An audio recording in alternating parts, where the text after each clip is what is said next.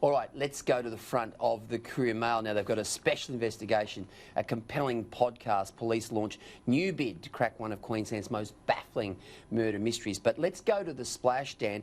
Class chaos is the headline. Revealed. Teachers struggling with school basics as our kids labelled biggest bullies. A third of Australian high school teachers feel unprepared to teach as they cop some of the world's worst classroom bullying.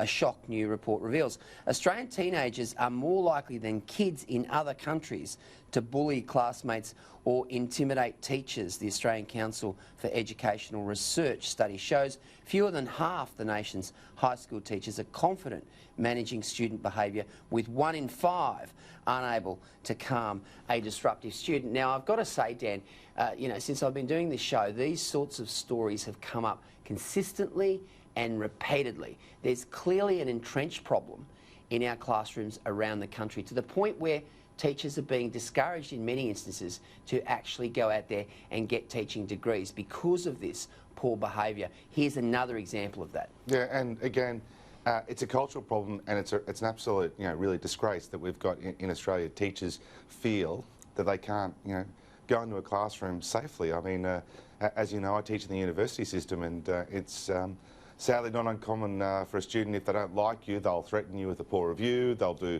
all sorts of things, and again, that's in the minority of cases. But the bottom line is this: we have got a cultural problem in this country, particularly around our education, our excellent education, and the many people who care deeply about it, where we've got this going on. So we need to change as a country and a culture that we do not tolerate this type of thing, particularly in the classroom. We're very lucky to be able to educate our citizens, and that should be the cornerstone of what we do.